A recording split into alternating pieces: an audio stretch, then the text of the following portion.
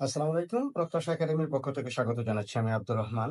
আজ তোমাদের সাথে সমাধান করব এসএসসি গণিতের ব্যবহারিক জ্যামিতি অংশের সম্পাদ্য ৪। সামুদ্রিক এখানে কি দেওয়া আছে কি দেখো, সামুদ্রিকের দুইটি কর্ণ ও এদের অন্তর্ভুক্ত একটা কোণ দেওয়া আছে। সামুদ্রিকটা কি করতে হবে? আঁকতে হবে। দুইটি কর্ণ আমরা একটু ধরে নিলাম, দুইটি কর্ণ হচ্ছে কি 4 এবং 7 সেন্টিমিটার এবং একটা কোণ মনে করলাম কি 45 ডিগ্রি। এটা দেখে করবো আমরা একটা সামুদ্রিক আঁকবো। এখন তোমাদের একটা জিনিস একটু মনে রাখো যে কোণ আর কর্ণ দুটা কিন্তু আলাদা জিনিস। কোণ আর কর্ণ দুটা কি আলাদা জিনিস। মনে করো এটা যদি একটা সামুদ্রিক হয়, সামুদ্রিক কি মনে আছে? সামুদ্রিক বিপরীত বাহুগুলো কি হবে? সমান এবং সমান্তরাল হবে, কিন্তু কোনো কোণই সমকোণ হবে না। এটা হচ্ছে সামুদ্রিক। সামুদ্রিকটা কি হচ্ছে? বিপরীত বাহুগুলা সমান হবে, কিন্তু কোনো কোণই কি হবে না? সমকোণ হবে না। আশা করি বিষয়টা বুঝতে পারছো। এখন এই সামুদ্রিকের ক্ষেত্রে একটা জিনিস দেখো, যে এইটা একটা কোণ, এই যে এটা হলো একটা কোণ, এটা একটা কোণ, বা এই যে এটা কোণ, এটা কোণ। কিন্তু এই কোণ থেকে বিপরীত দিকে ওই কোণ পর্যন্ত যে দৈর্ঘ্যটা, এটা হচ্ছে কর্ণ। এটার নাম কি? কর্ণ। বিষয়টা কি বুঝতে পারছো? একই রকম ভাবে এই কোণা থেকে ওই কোণ পর্যন্ত যে দৈর্ঘ্যটা, এটা হচ্ছে কি আরেকটা কর্ণ। তাহলে কর্ণ আর কোণ যেটা আমাদের আশা করি পার্থক্য বুঝতে পারছো। কোণ হয়েছে যেটা আমরা তৈরি করি, যেটা ঘরের কোণ, এগুলো হচ্ছে কি কোণ 90 ডিগ্রি 60 ডিগ্রি। আর কর্ণ হচ্ছে কি একটা বাহু। কর্ণ হচ্ছে কি এক ধরনের কি একটা বাহু। এক কোণ থেকে আরেক কোণ পর্যন্ত যে দূরত্বটা, এটা হচ্ছে কি কর্ণ। চলো এখন আমরা কি এটা সমাধান করি। যে সামুদ্রিকের দুটি কর্ণ ও এদের অন্তর্ভুক্ত, এবং এদের অন্তর্ভুক্ত একটা কোণ দেওয়া আছে। সামুদ্রিককে কি করতে হবে? আঁকতে হবে। তাহলে সামুদ্রিকের দুটি কর্ণ আমরা ধরে নিলাম, প্রথমটা কত? 4 সেন্টিমিটার। প্রথম কর্ণটা 4 সেন্টিমিটার। আর একটা কর্ণ সেটা হচ্ছে 7 সেন্টিমিটার। তাহলে এই যে 7 সেন্টিমিটার যেটা কর্ণ নিলাম। আর একটা কোণ আসছে 45 ডিগ্রি। আমরা জানি 45 ডিগ্রি কোণটা কিভাবে আঁকতে হয়, সেটা তো আমরা ইতিমধ্যে জেনে গেছি। 45 ডিগ্রি কোণ আঁকতে গেলে আমাদের যে কোনো একটা রশ্মি নিলাম। এই রশ্মিতে কি করব? প্রথমে 90 ডিগ্রি কোণ আঁকতে হবে।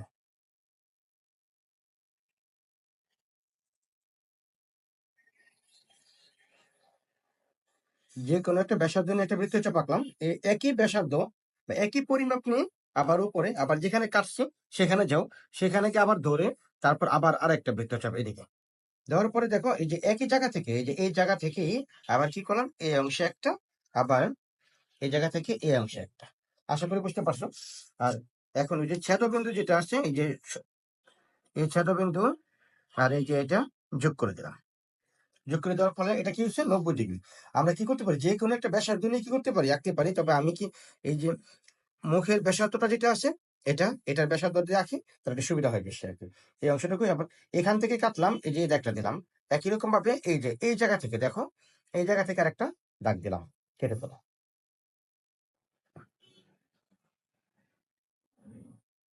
হয়ে গেলে কত? 45 ডিগ্রি কোণ। মনে করলাম কোণ এক্স ইজিক্যাল কি 45 ডিগ্রি।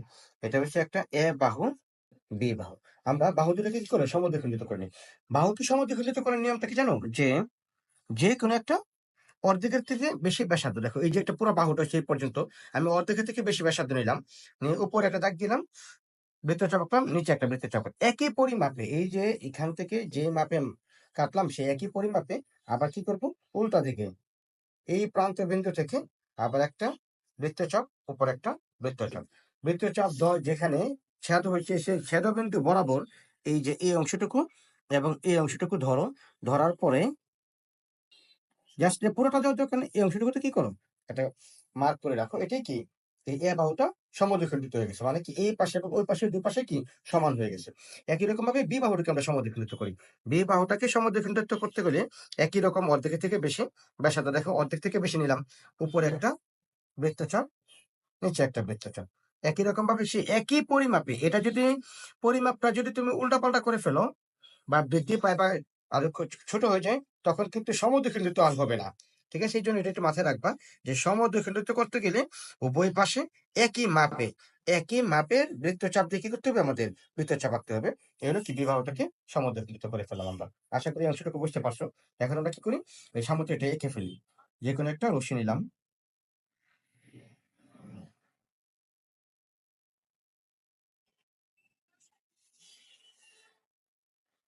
যে কোনো একটা রশ্মি নিলাম।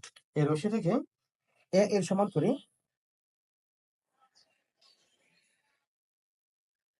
এ বাহুর সমান করে আমরা কেটে নিলাম। যে কোনো একটা রশ্মি বিই নেই, বিই থেকে এ এর সমান করে বিসি অংশ কেটে নিই। এখন বিসি এর মধ্যবিন্দু এ, বিসি এর মধ্যবিন্দু আমরা ও নির্ণয় করি। এই যে বিসি এর মধ্যবিন্দু আগে আমরা ওটাকে ভাগ করে রাখার কারণে এখানে কি ও, এটা হলো কি ও বিন্দু, ওটা কি করলাম আমরা নির্ণয় করলাম, ও বিন্দু নির্ণয় করলাম। দেখো যে কোনো রশ্মি বিই নেই, বিই থেকে এ এর সমান করে বিসি অংশ কেটে নিই। বিসি এর মধ্যবিন্দু ও যেটা সেটা নির্ণয় করলাম, এটা আগে সমদ্বিখণ্ডিত করে রাখছিলাম এই জন্য এখানে, নয়তো আমাদের এখানে সমদ্বিখণ্ডিত করতে হতো আর কি। আচ্ছা, এখন আমরা ওই বিন্দুতে একটা কোণ আঁকবো। এই ও বিন্দুতে কোণ এক্স এর সমান করে কি করবো, কোণ আঁকবো।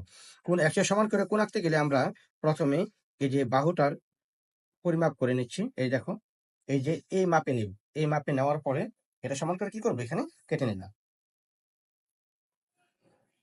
এই বৃত্ত চাপটা দিলাম। এখন বৃত্ত চাপের যে মুখটা আছে, তুমি তোমার বাসায় বলতে পারো এটা, এই যে এটা সমান করে কেটে নিব। এই যে এই অংশটুকু সমান করে কেটে নিয়ে এটা কি করলাম, কেটে নিলাম। আশা করি এটুকু বুঝতে পারছো। যোগ করে দিই, যোগ করে উপরের অংশ এবং নিচের দিকে একটু কি করে বৃদ্ধি করে দিই, এটা একটু বৃদ্ধি করে।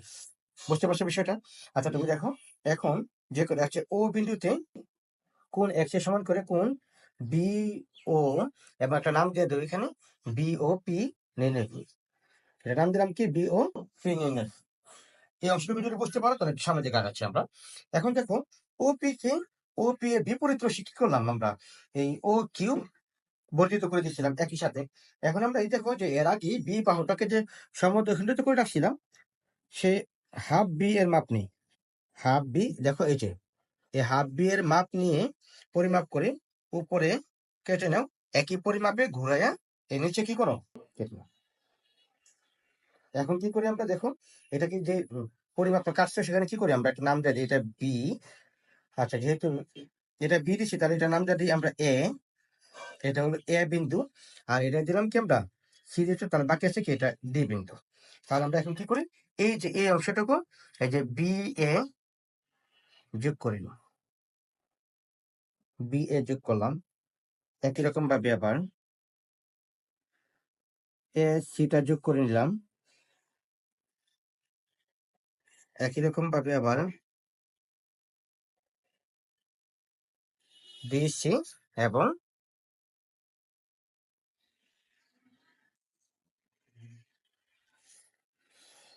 বি ডি যোগ করে নিই। তাহলে এটা হয়ে গেল কি আমাদের কাঙ্ক্ষিত সামগ্রিক। আচ্ছা, তাহলে এটা বর্ণনাটা আরেকটু বলে দিচ্ছি। দেখো যে কোনো রশ্মি বিই নেই, বিই থেকে কর্ণ এ এর সমান করে বিসি অংশ কেটে নিই। বিসি রেখাংশের মধ্যবিন্দু ও নির্ণয় করি। ও বিন্দুতে কোণ এক্স এর সমান করে কোণ বি ও পি অঙ্কন করি। ও পি রশ্মি বিপরীত বাহু বা বিপরীত দিকে ও কিউ বর্ধিত করি।